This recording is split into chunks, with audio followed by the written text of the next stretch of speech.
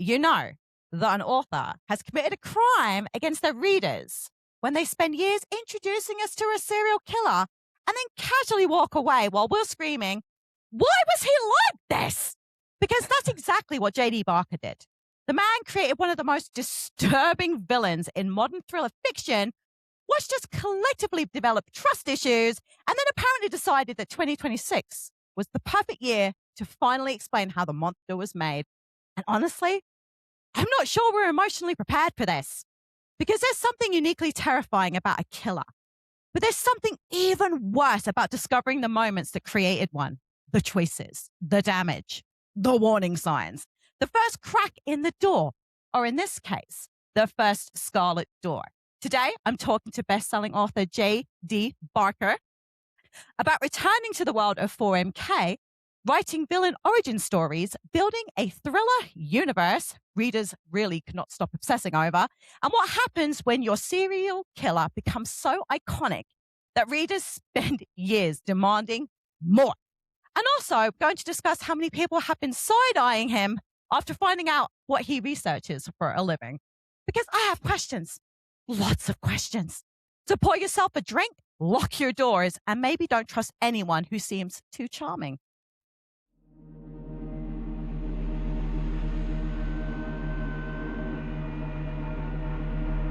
This is L'Adulteress. Holy mackerel, guys! Today, I have the absolute pleasure in chatting with the J.D. Barker, an author that my daughter has even heard of. Welcome, J.D. Well, if I'm on your daughter's list, I know I'm in good shape. Oh, she's a reader, but she doesn't read the same books as me. So when I was like, hey, she was like, I've heard of him. She was like, oh my gosh. I'm like, oh my God, am I cool? Am I cool now? She's like, no. I'm at that weird place in my career where like we go out for dinner and like if the waitress is looking at me just a little funny, like I kind of know what it is. And then usually about halfway through the meal, she's like, are you that guy? I'm like, yeah, I'm that guy. That must be something else to be an author where you're kind of hidden behind a computer for the most part. And people start to recognize you and you're like, wow, have I made it? Am I in an alternate universe? I blame my wife. Like she won't let me cut my hair. And I really think it's the hair, because I stand out. Like I originally, like, at writers conferences, like people would find me and they're like, I recognize the hair. So I think it's spreading into further places. I love your wife. She's amazing. Because Yeah, I my think, wife's great. what? It's the hair. But actually, it's the books. Because it's funny because Dracul was probably my first introduction to you as an author. This was years ago. And I was like, wow, you're quite the writer. And just for this weekend, I was like, I'm going to do some audiobooks. And yeah, I didn't adult all weekend. So thanks for that.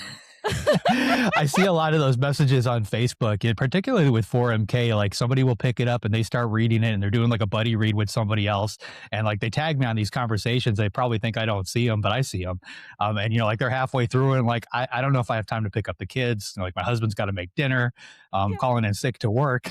It's awesome. That's the best part about doing this because, like you said, like I'm stuck behind that desk pretty much, the bulk of the day with just me and the voices in my head. And like, it's nice to be able to get out and talk to real people every once in a while. Oh yeah, I bet. But yeah, it was unreal. I have a lot of kids, a lot of young kids.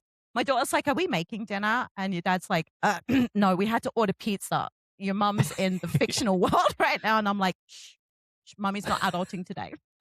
But it was great. Like I really love the way you build your stories. I love the way you world build. I feel like I get pulled right in. And I love the humor in your books. Like I chuckled a few times yesterday reading. The humor is fun. Like I love throwing that in there, particularly, like in a serial killer novel, like when you work with detectives in real life, they've got a really dark sense of humor.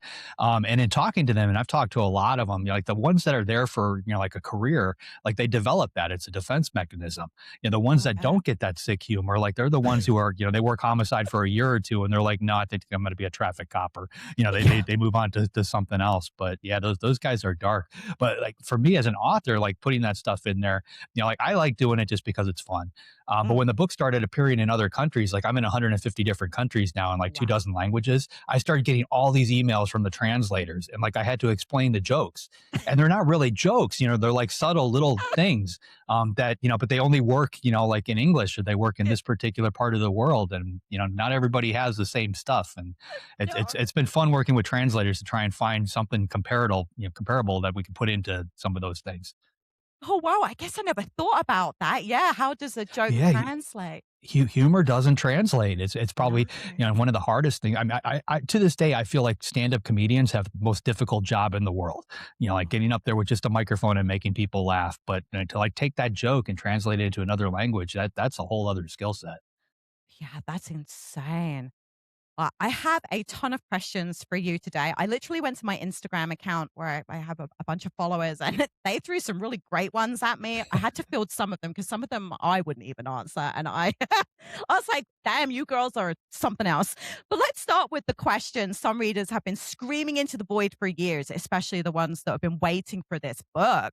Why on earth did you finally decide to give us the killer's origin story? Nothing about the series has really been planned. Like I wrote The Fourth Monkey. I wanted to write a serial killer novel, but like I felt that it was just a standalone novel. Turned it into my agent, and we got insane attention. We ended up getting a film and TV deal almost right away, and then it went to auction with the publishing houses. And my agent called me, and she's like, "Listen, if you have an idea for a second book, share that with me because I know I can get you a multi-book deal." So I Whoa. quickly scribbled out an idea and sent it over to her, and she ended up getting me a two-book deal with a company named HMH, which is part of HarperCollins now.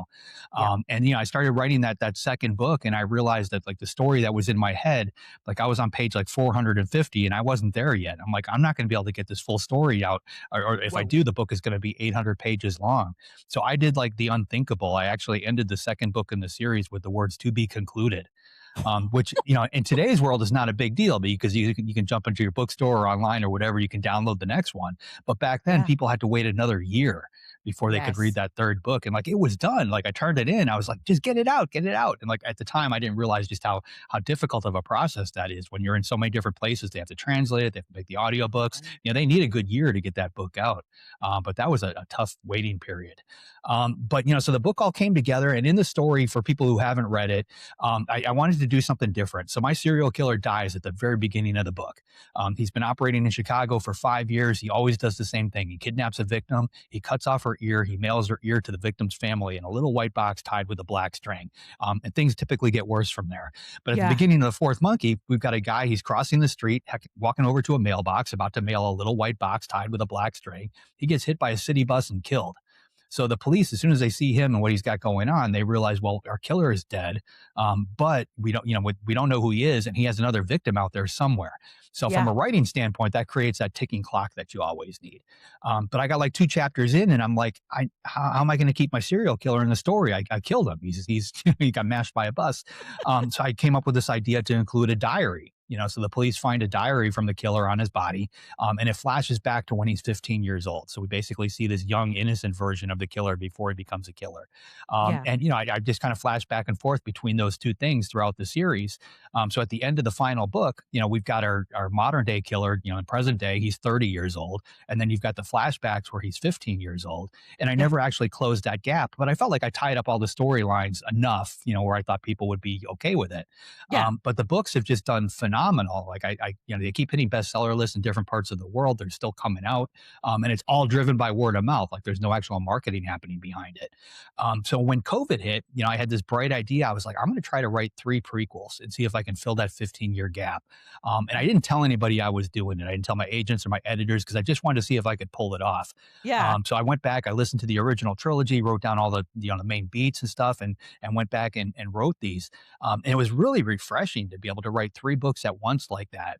Because like if I came up with an idea in the third book that I needed, to seed, I could go back to the first book and I could plug something in there. So I got them really tight. But it, like it had to work in a certain way because a lot of people in this world have read basically books 4, 5, and 6. Now they're going to come back and read 1, 2, and 3. So the story has to work that way. And other people are new to this series, so they're going to read them 1, 2, 3, 4, 5, 6. So the story has to work for them too. So I think I pulled it off. I think the story hits differently depending on the reading order. But I think people are going to enjoy it. We'll find out very soon. Okay, so let's say they haven't read your series. Do you think they should start with 4, 5, 6, or do you think they should start from the beginning? What is your preferred order? I think 4, 5, 6, 1, 2, 3 is going to be the best. Yeah. But because of the reveals and the twists and the way that I did it, it still works the other way. But Okay. the story just feels different. It's organically just it's fleshed out differently. Oh, That was a tough sell at Amazon trying to explain, to them, well, this is book 4 in the series, but it says prequel on the cover and it has, first in the title. The other one starts with 4.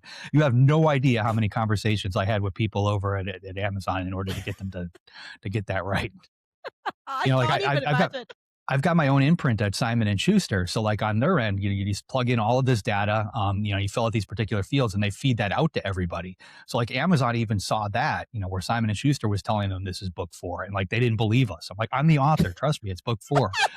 But it says first in the title, it says prequel, it says it's book 4. But eventually we got it done. And like, I literally check it like every day. I like refresh that page just to make sure it didn't somehow change back. Oh, wow. I can't even imagine what you must have gone through because I'm laughing right now, but I didn't have the headaches to go with it. So, Honestly, the easiest way for me to explain it is Star Wars. Like when oh, somebody doesn't yeah. get it, I'm like, I Star Wars the whole thing. They started with 4, 5, 6, went back and did 1, 2, and 3, and then they're like, oh, New Hope, I got it. Yeah. It all Yeah. clicks.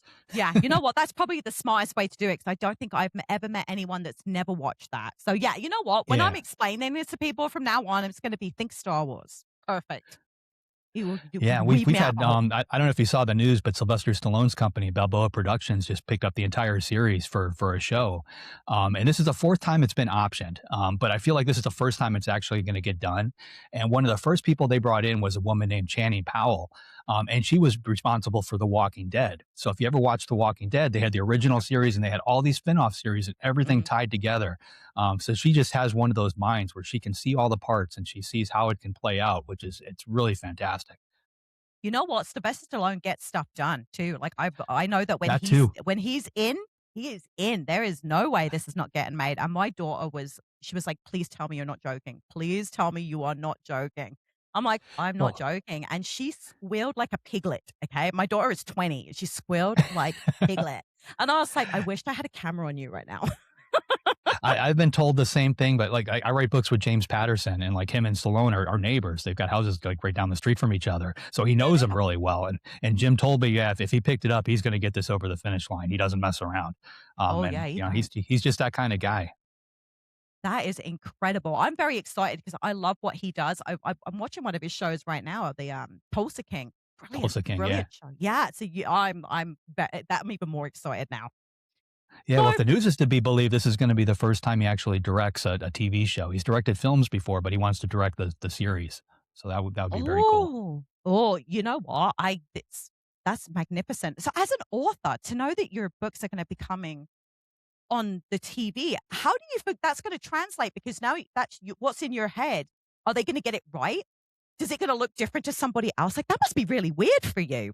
It's a really weird thing. So with Fourth Monkey, like we got so much interest in that. I had to do all these phone calls with production companies and studios and stuff. And one of the first ones that I did was with Ron Howard's company. So I've got Ron Howard and his partner on a speakerphone, and like they're telling me, they love the book, but in order to get it to 2 hours, we're going to have to take this out. This storyline's got to go. We're going to combine these people, and like that was the general conversation back then because Yeah. at that time they pretty much just made feature films. Like streaming and stuff wasn't really a thing yet. This is 11 years ago or whatever it was. But in today's world, it's completely flipped. I've got I think 8 different projects right now in what I call various stages of Hollywood hell. And the ones that I'm most excited about are the series, because not only can they tell the story that I had in the book, but Yeah. they're coming to me looking for like information that I cut out. They want the stuff that I haven't shared with anybody that's still part of the universe. Somebody Yeah. once told me that like when you write a book as an author, like that book, the printed word, that's yours 100%. But the Oh, second yeah. you turn that over to anybody, even like the audio audiobook narrator. Now all of a sudden you've got their take on it. So it's already different. And the second Yeah. you send it off to Hollywood, like they've got free reign. It is somebody else's baby. It's like sending your kid off to school. You just wish them the best and send them out the door. Yeah. I can't even imagine because even me, when I read books and I have a favorite book and then they put it on the TV and I'm like, that's not how I saw it. Like, I can't Well, imagine what that must feel like to you. it's funny. One of the options, I forget who it was with, but like everybody's got their own take on it. And they started giving me pages for, what their writing team was coming up with. And they're like, I think he should keep the girl in a clear plastic case in a basement, a big box, something like that. And like they started explaining it to me. And I'm like, that's that TV show that's on Netflix. Like, have you guys Oh, actually yeah. seen that? I'm like, Yeah. yeah, we've seen it, but I think we could use it here too. I'm like, no, you can't. You can't just take No. somebody else's IP and tweak it. So like I'm kind of glad that one didn't get made. But like as an author, like I literally like I've got a voice, but it's not my decision anymore. Like I give up those No. rights that they can do whatever they want with it. So are you going to be an executive producer? Are you going to have anything to do with this? Or are you just kind of like giving it over and stepping back? So there's two things I learned very early on when it comes to Hollywood. I always ask to be an executive producer, and I don't sign unless they make me one. And Nice. I always make sure that the title card is in the contract. That the little screen that pops up that says based up on the book by. Yeah. And in my contract, I always stipulate that screen has to stay up there for the same amount of time that the director's name stays up there. And like if you don't do that, like had so many friends where their stuff gets to the screen and like they don't get that title card. So people watch the movie and they have no idea that it's based on a book. They don't know who the author is. And from my standpoint, like that like is advertising for me. Like the Yeah. books are my thing, but like a film TV show like that is all there from my standpoint to sell the books. So it has to Yeah. work on that level. But the folks in Hollywood, they know that we want that. So they use that as a bargaining chip for everything else. Ooh, they're sneaky. I wouldn't They I are. like to know when something's a book first because I like to read the books first. It's part of I have to. Otherwise, if I see a show or a movie, I'm like, no, no, no, I can't now. The book's done.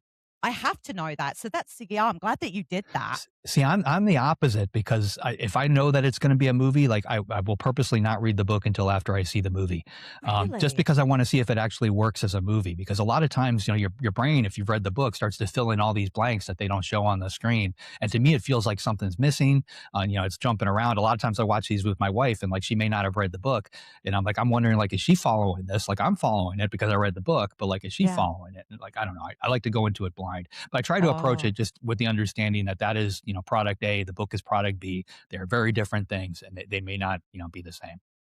Oh, I can't do that. My cousin, we have a podcast together and we did Pet Cemetery and she watched the movie and she sat and watched it with her daughter and she was like, that didn't happen in the book. That didn't happen in the book. And her daughter was like, are you going to do this the whole time? Now, was this the first Pet Cemetery or one of We the did recent ones? both. We did the original Okay, movie and then the remake. So yeah, it yeah. was pretty funny. But I'm glad that you have the executive producer credit. I think it's really important for an author to be able to have input in that. Yeah, I mean, I don't know how much input they're actually going to give me, because it's a glorified title. It means a little bit more money, which is nice. I think with something like 4MK though, just because it is so intricate and like they want to get it right, like I think there's going to be a lot of conversations, because I know the whole story. Even with the prequels, like they've read the first one, they haven't read the second two yet. Like that's all up here, Yeah. or on my Mac, depending on where you're standing. But they haven't seen it yet, so we need each other to get it Yeah. done. Oh, for sure. Like when I put out there that I was going to be talking to you, someone was like, "This is the book, my most anticipated book of the year." She was like, "I literally am going to clear my schedule when it drops." And I'm like, "Wow." I'm like, that's powerful right there. That somebody had read 4MK and was just like, "I need this book yesterday." And she was like, she gave me a bunch of questions, and some of them were just not appropriate for my channel. So I was like, "No, I'm not asking that." It's rewarding to hear that. I mean, I see that kind of stuff, and when I get out there to do signings and things, I get to see, talk to the fans in person, and just that recharges my batteries. That's what keeps me going. Oh, I love that. But you literally created like one of the most memorable villains in modern fiction history. Okay. And I'm not even joking. I still think about it now. Like I've read the trilogy. I still think about it now. I convinced my husband to read it. This was before I even was going to talk to you. But what do you think makes a villain stay with a reader after the book ends? Like what do you think was so unique about your story that people are still talking about it now? Oh, well, I prepped a lot before I wrote these. I interviewed a lot of people that were in prison for murders. Right down to psychopaths or drug dealers that killed somebody else. People that killed somebody on accident. Yeah. If somebody's in prison and you pick up the phone or you write a letter and say, "Hey, I'd like to talk to you," they chances are they've got some free time. I think I only had like Love two it. people that actually turned me down. Really? But you quickly realize that there's two sets of people in those jail cells. There's the ones who have no real emotion about it. Like they can sit there and tell you about the entire crime, why they did it. They love talking about it, but they've got no empathy for the person that died on the other end of whatever their situation was. And then you've got Wow. the other person, where somebody died and they are just nothing but a big pile of remorse because of what they did. And like they don't feel like they're being punished enough. Like there's nothing they can do to make up for that person that they took away from somebody else. So I saw the full gambit of people that were like this, which made me realize that nobody is really black or white. We're all existing somewhere in that gray area in between. Even somebody like Hitler was married and had a dog. Like somebody Yeah. loved that guy. It's crazy as it is to think about. Like every killer that I talked to, like they had a mother out there, they had sisters, they had brothers, they had people that cared for them. One way or the other. So I tried to incorporate all of that into my killer. Like I wanted him to be a full fledged person. My goal at the end of The Fourth Monkey was for when they read that final scene with him, they're going to feel more empathy for him, even though he's the killer, than they do for some of the victims. And I like to think I pulled that off, and I Oh, think you that's why did. people grab onto that series so much, and they really root for him. The tricky part for me now with the prequels is now explaining those 15 years in between. I have to take him from that innocent 15-year-old and get him to the point where he is that killer at the end of this.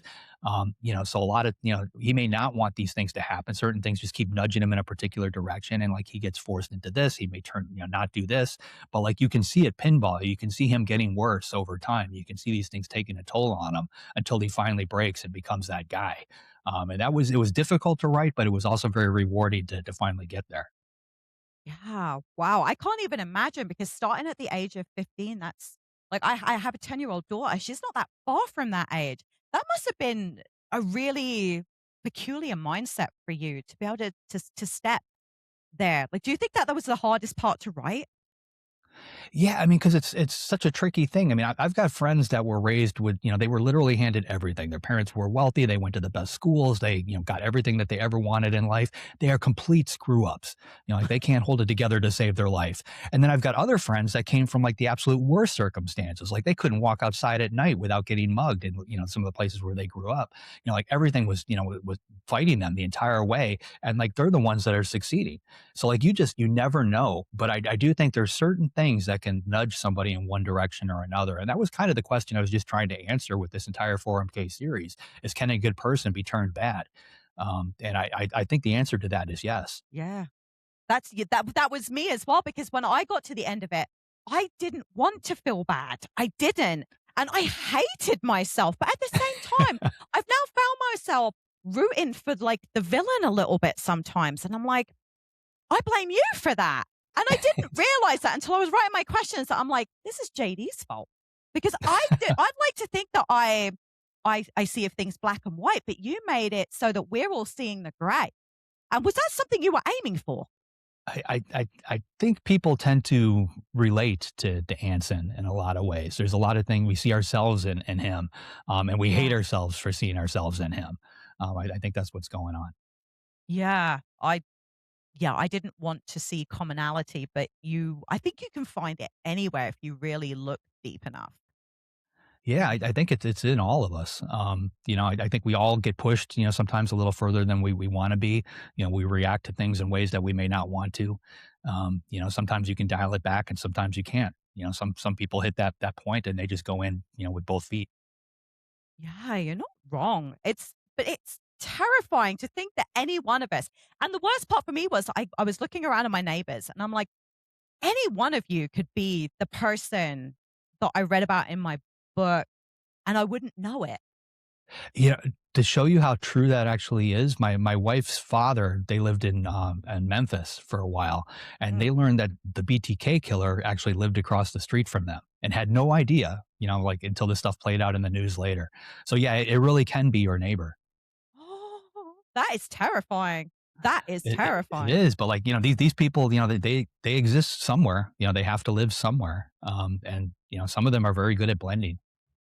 What's scarier to you? A killer that is charismatic or one that looks and acts just like you do?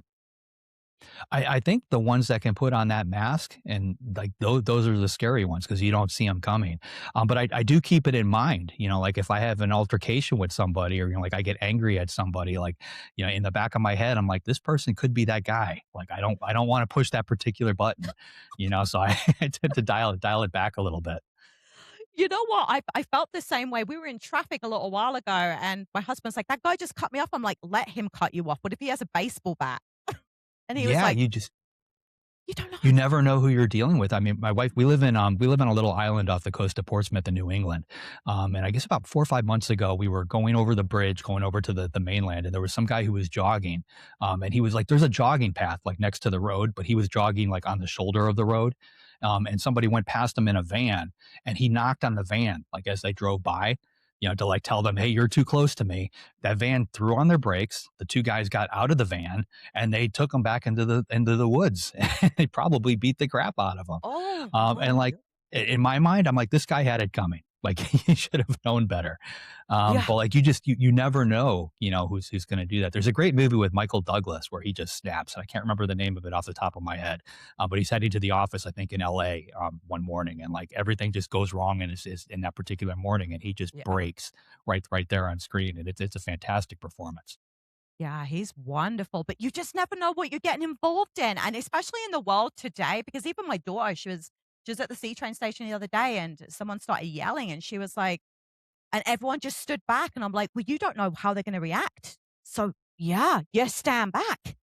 You stand back, yeah. You stand back." It's funny, you live in the UK. I'm actually from, Folkestone in Kent. Oh, It's I actually live in the U.S. We stole all of our city names from you guys. oh, So did like, yeah, I'm at the heart of that. So I live on an island called Newcastle, which we stole oh, from you, oh, right off the coast of Portsmouth, which we stole from you, which is right next to Hampton, which we stole from you. Where the founding fathers were not very creative. I think they just picked up a map and they just started scribbling stuff down.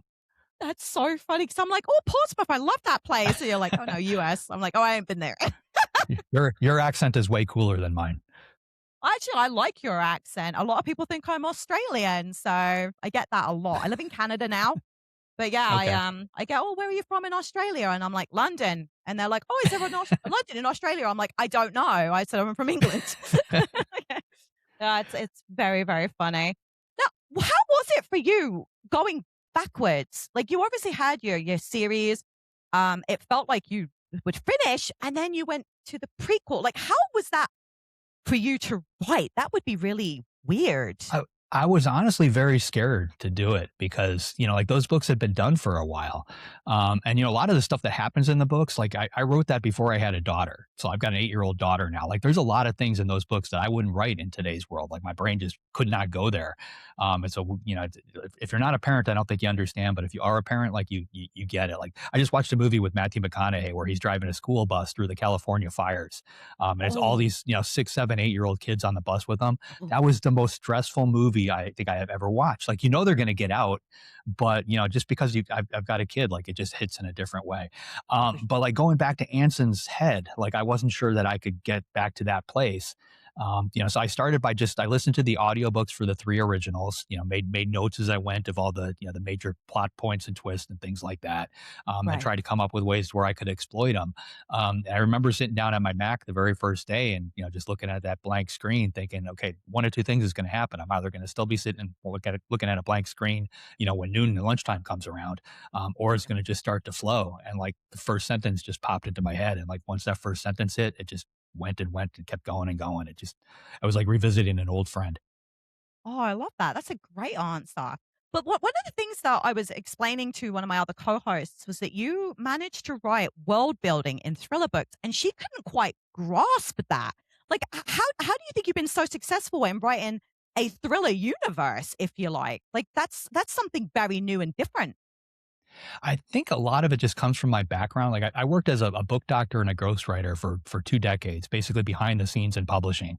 So I fine tuned other people's books. Editors would hire me. They would send me this book, and they'd tell me what the person did right. They would tell me what they did wrong, and they never sugarcoated anything. And like I think Oh, getting all that feedback over 20 some years, like it just kind of taught me what they were really looking for. And I've studied a lot. Like I'm a huge Stephen King fan, so whenever I get the latest Stephen King book, I always read it first as a fan, and then I go back through it with a highlighter.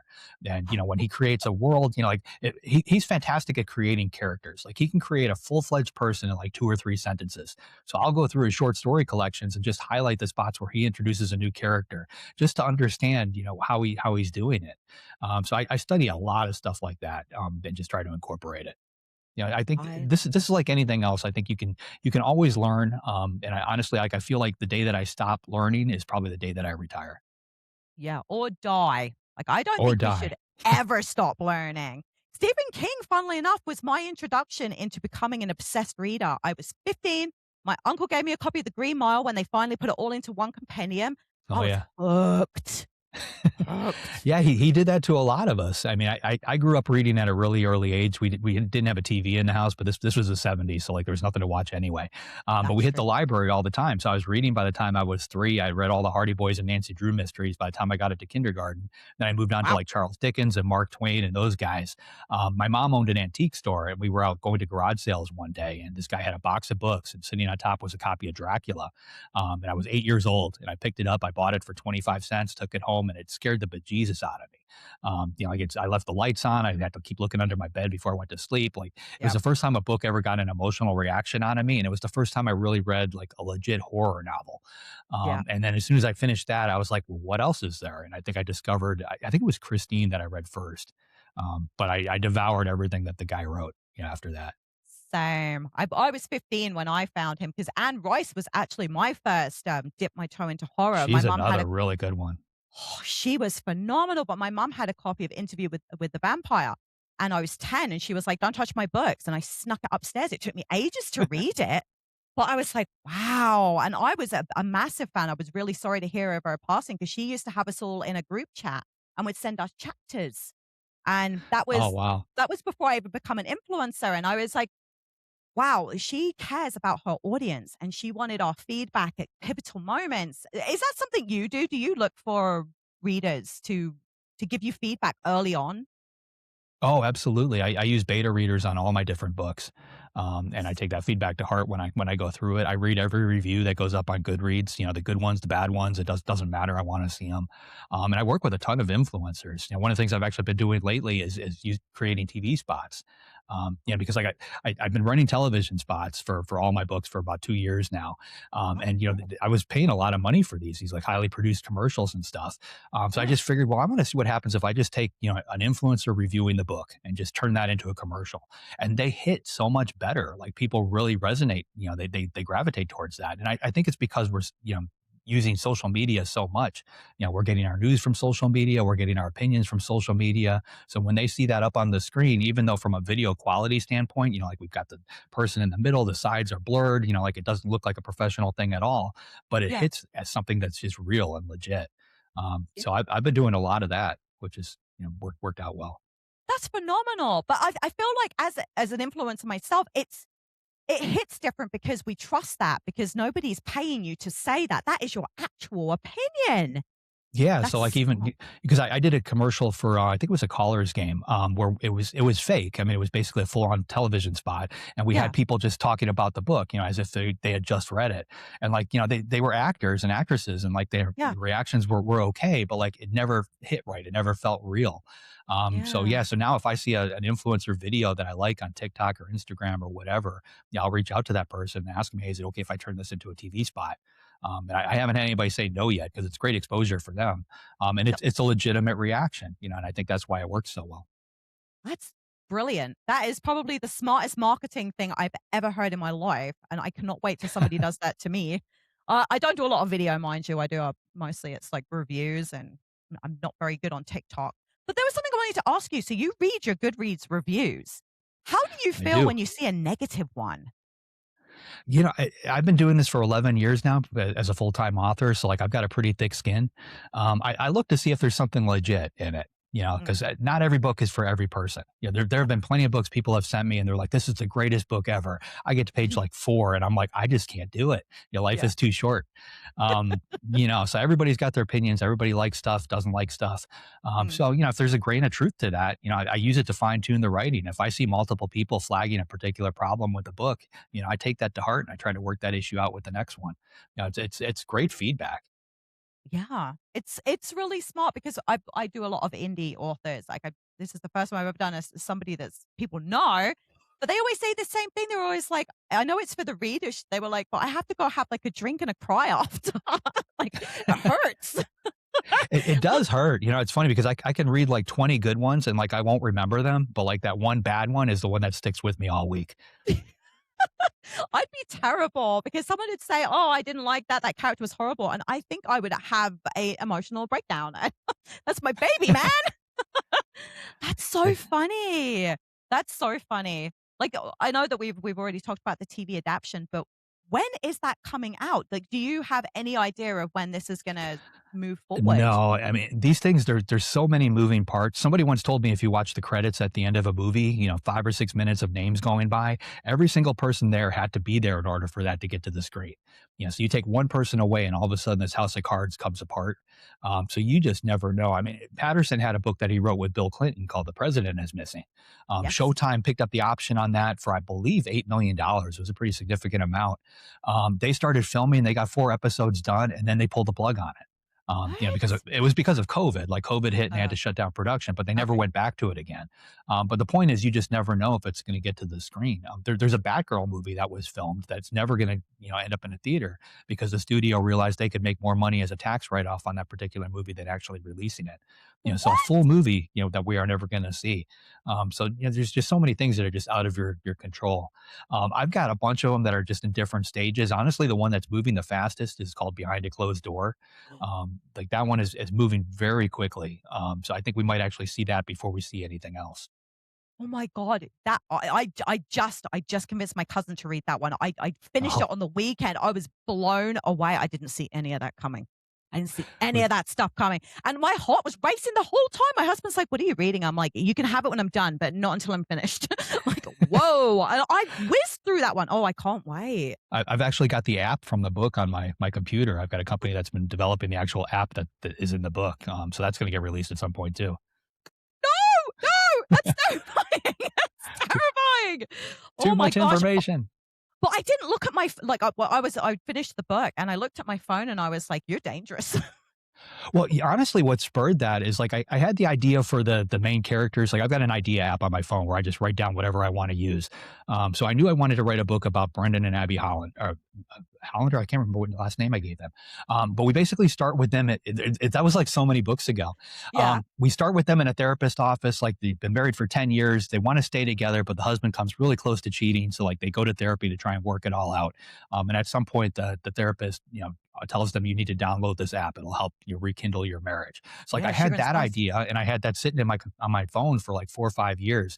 And then one night my wife and I were sitting eating dinner and we were discussing this house that she had just bought. She does a lot of real estate. She Yeah. had bought this big house in Georgia that needed to be renovated and it had, I think, 7 bathrooms in it.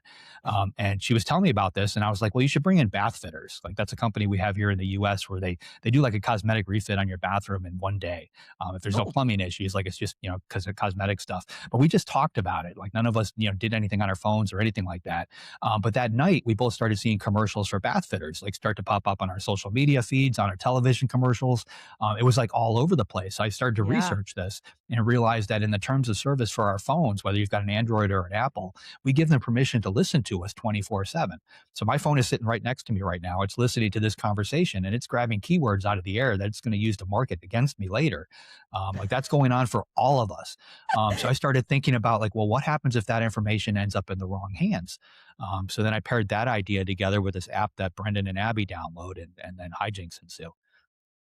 That's Yeah. sort of how the books happen. It's these two things that make they're totally different. They kind of come together sort of like peanut butter and chocolate and just sort of work. But they don't seem like they should work together, but they do. It was terrifying. Like, I literally, like, 'Cause in the end of that book, they're like, we've moved away from our phones so much. We don't check our emails all the time. And I literally didn't touch my phone for a few hours. My husband's like, "What's wrong with you?" I'm like, "You don't know what that thing does. You don't." He's like, That's the scariest part about that book is it could happen in real life. You know, "Yeah, yeah, it's one thing like Dracul is great, but it's a vampire book, but this could happen. I know." It was, and that's one of the things I really enjoy about your books is I could see how this would fit into my very real world, and it could be happening, and I probably wouldn't know it. And that's what Nah, makes your book so scary. by the time you realize it, it's too late. You're already a character. Oh, yeah. That's- I it's funny because we made the joke, my husband was like, "Do you think you would be the final girl in a book?" I'm like, "Oh, no, I'd be that side character that gets killed, like, in the first 20 pages." I'd be, like, you, screaming. you never know how people are going to react. I remember when 9/11 happened, I was working in finance at the time. So we had CNBC up on the TV and there were people like standing there in the middle of the street in New York filming the towers coming down, 100 feet away. Like they're standing there like they're watching a movie holding up their camera and not realizing that that building could actually fall on them. Yeah, they were breathing that stuff in. Like people are so desensitized to things, just because we've seen it so much in movies and on television. Like some people don't even realize that it's really happening to them. No, you know what? Is actually quite terrifying because I don't actually know how I'd react. I have no idea what I would be like in any given situation, but I also don't want to find out. I'm okay not I, knowing. I like to think that I would be Jack on the airplane and lost, and I would probably get everybody off the plane, but that's probably not how it would actually play out. I would hate for that to happen. My husband, believe it or not, has never been on an airplane because he is worried that something like that would happen. I'm like, "How often do you hear about planes crashing?" Virtually never, and they take off every day. And Yeah, he's like, but "Oh, they, no, they, it'd they be do just come my down luck." every once in a while. Yeah, My, my but it's not father-in-law's a often. my father-in-law's a former airplane mechanic for FedEx, and he won't fly either because like when he sits on a plane, he knows what's making every little noise that he hears. And it's one thing if he's the mechanic and he can go fix it, but if he's just sitting there in a seat, he's not allowed to do that. And it's like it's so stressful for him, he won't fly. Oh, wow, I didn't even think about that. I'm trying to convince him to go on vacation where we can fly somewhere, and now I'm like, "Maybe I shouldn't." Maybe he's right. You're in Canada, you can drive everywhere. Pretty much, and we spend a lot of time in our cars. I'm Yeah. from the UK.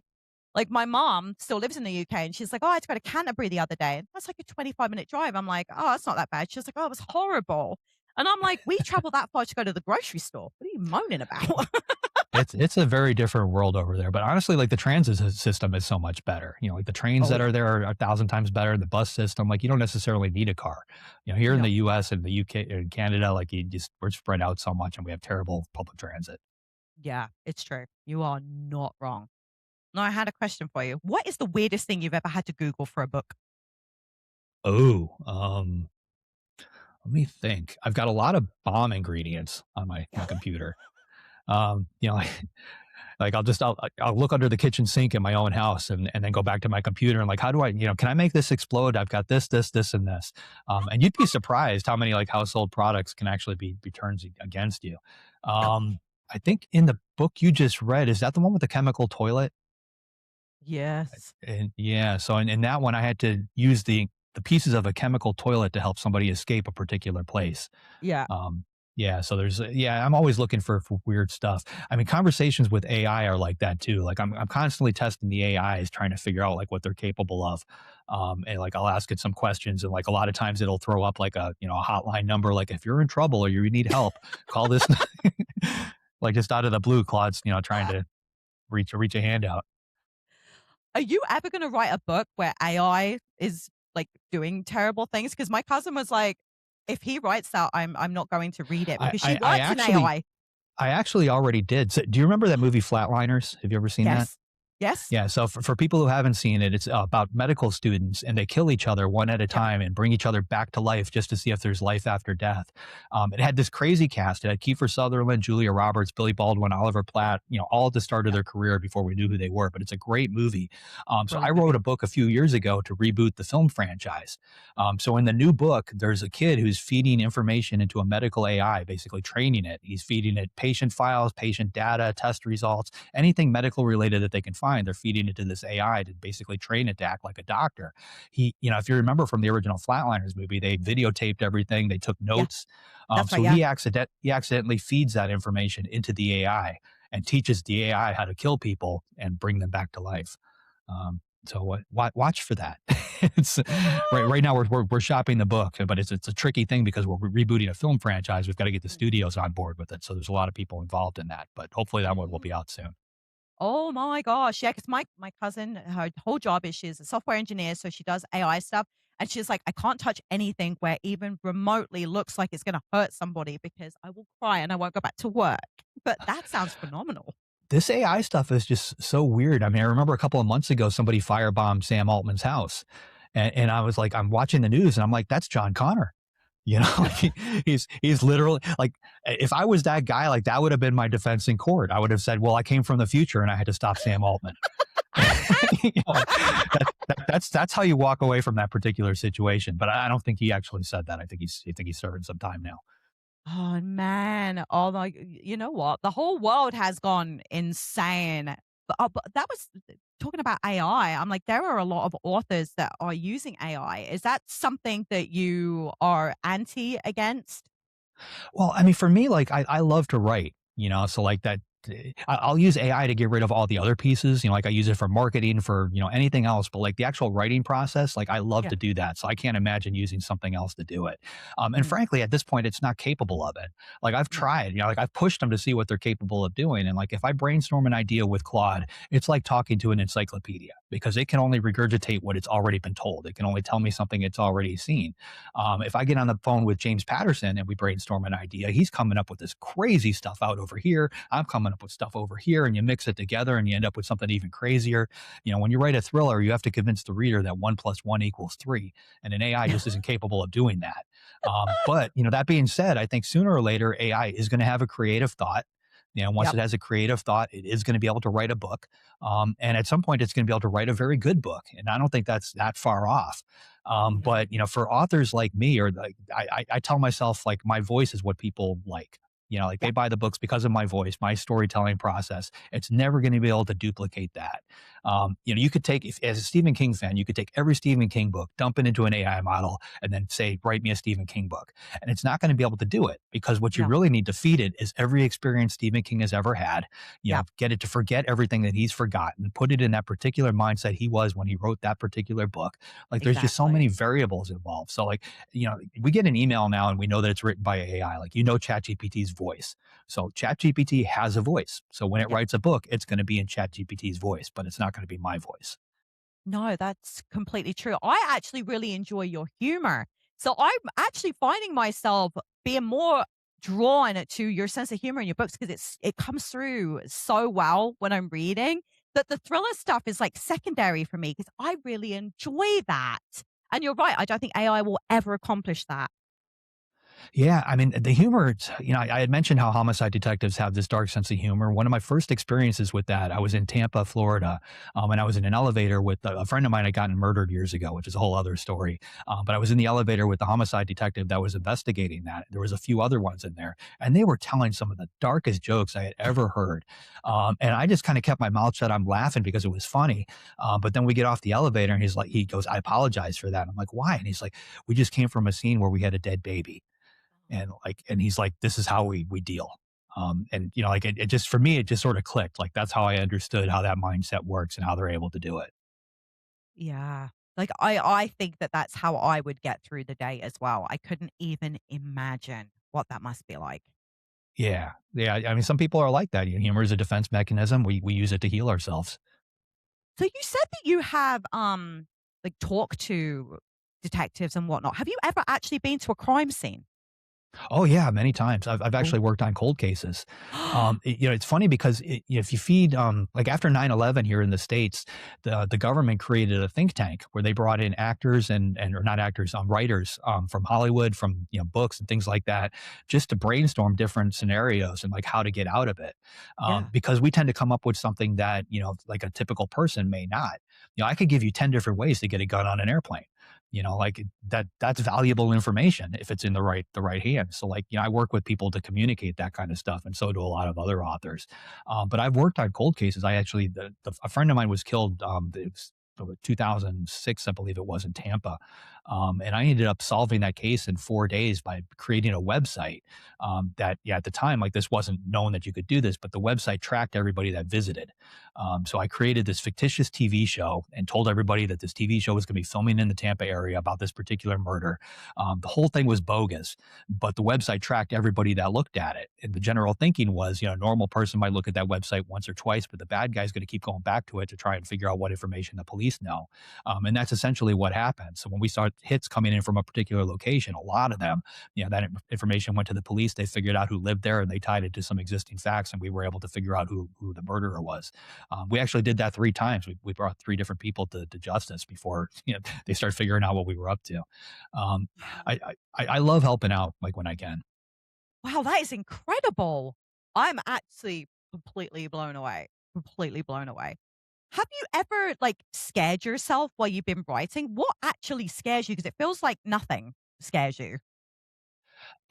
There were plenty of times when I wrote a scene, particularly with 4MK, where I just pushed the computer across my desk afterwards. I was like, I can't believe that just came out of my head.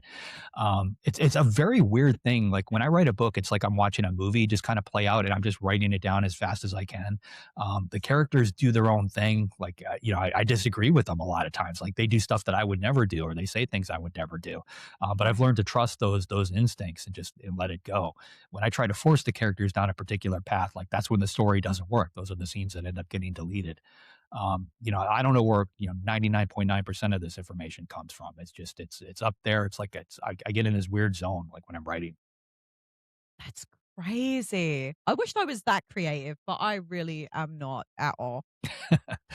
You probably have it in you. You gotta figure out how to tap it. I have trouble writing book reviews sometimes, and that's kind of what I do all day. And I'm like, sometimes sit there, I've got writer's block. I'm like, I don't know what to say now. I couldn't imagine that. I honestly think part of I'm autistic. I've got a form of autism called Asperger's syndrome. At least that's what they used to call it. Now I'm on the Yeah. spectrum somewhere. Yep. But my memory works very weird. I've got something called circular memory. So like when you think of something, like memory tends to be in a straight line. This event happens and then you move further away from it. It kind of fades into the back of your head. And the more time that passes, the more it fades away. I can see every memory as if it just happened. So like I can access something from when I was like 4 or 5 years old, the same way I can access something that happened 5 minutes ago, and it feels just as real to me. So I think when I'm writing, I'm able to pull a lot of that stuff in. So like I'm 55 now, so I've got 55 years worth of data that I can basically use when I'm writing these. The flip side of that is the attic is getting very cluttered, with a lot of information, Yeah, I and bet. sometimes it can get hard to sift through it. But I think that's part of it. But who knows? I don't think any author really knows where the stories come from. Well, I hope not, because that's absolutely terrifying to think about. That's really funny. That's like your superpower then. I have 2 kids on the spectrum. My daughter when she was born, she came out not breathing, so there was oxygen deprivation as well as the autism diagnosis, and I swear she looks at me like I'm an idiot. She's 9. I swear I It, swear she's got, like, computers going on up there, and she's just looking at me like, "You're so dumb." And Well, it's I a weird thing, feel but that. then you get it because like autistic people, like, if we're in a social situation, we tend to mimic what we see other people doing. Right, So if somebody cracks a joke and I'm standing in a group, I'm going to laugh because the rest of that group is laughing, but not necessarily right. because I found it funny. So I mimic people, and like I've learned to mimic people on paper. Like I used to write a lot of memoirs too, which I think comes in handy. Like I wrote one for a female politician. So I had to spend 4 days with her. I had to interview her, get all these stories out of her, then find the stories that she didn't want to talk about and get those because that's what really needs to be in the book. And I Yep. had to take all that stuff home and write this book in first person from her point of view. I've done that a bunch of times. And I think because I've had to live in other people's minds, I think that's helped me with character development as well. Oh, for sure, for sure. That's crazy. I would trying to write somebody's memoir, you would literally have to be digging around in their underwear drawer because that's why people read memoirs. They want the It's dirt. Yeah, I mean, they always play out the same way. Like I'll sit down with whoever it is, and I've written them for actors, actresses, sports figures, politicians. They always start by telling you the stories they want to communicate, and Mhm. they're never interesting. Like the stories that you really want to hear are the stuff that they don't want to talk about. So Yeah, you have to, you have to let them talk. You let them get these things out, but then you have to find that way to kind of wiggle in there and get them to start talking about the things they don't normally want to talk about. And like that's where the real gold is. that's crazy. But yeah, that's the only I don't read a lot of memoirs. It's not really in my repertoire, but I want the dirt. I want to know the things that you don't want to tell anybody else. That's crazy. Yeah, I mean, if you run into writers, like every writer should be reading memoirs. Like that's literally character story after character story. Yeah. Yeah, that's a great piece of advice right there. Okay, so I have one final question for you, JD. After I finish reading The First Scarlet Door, am I going to need therapy? Maybe. I don't know. I mean, I like to think that I'm giving people what they want. I'm giving them some more information on Anson. I'm giving you a glimpse into his life. I feel like this is going to give a lot of people closure that they've been craving for all these years. But we'll have to wait and see when that final book is out if people feel that way. Perfect. I have questions. I'm not gonna lie. I had questions after that I finished reading them, and I kind of get the feeling that I'm gonna be left with even more questions. You're gonna answer some and leave me with more, and I can't wait for that. I am really glad that I got to talk to you today. The First Scarlet Door releases on September 22nd. And if today's conversation has proved anything to me, there are some doors that you probably should leave closed. Thank you so much for coming on today, JD. I know we had a few technical difficulties in the beginning, but I am so glad we got to do this. I've had an amazing time with you. Oh, that was great. I appreciate it. Thanks for having me. Oh, no worries. Guys, if you have been following along with my little clippets about this interview, you should definitely be following JD Barker online. You can literally type him into Google, you're going to find him everywhere. And you should definitely have already read 4MK because I'm telling you, it's life changing. You should definitely be following my series right now. So give me a follow, a like, a share, send this to your friends. Guys, I hope that you have the reading week you deserve, and I will catch you next week. Take care.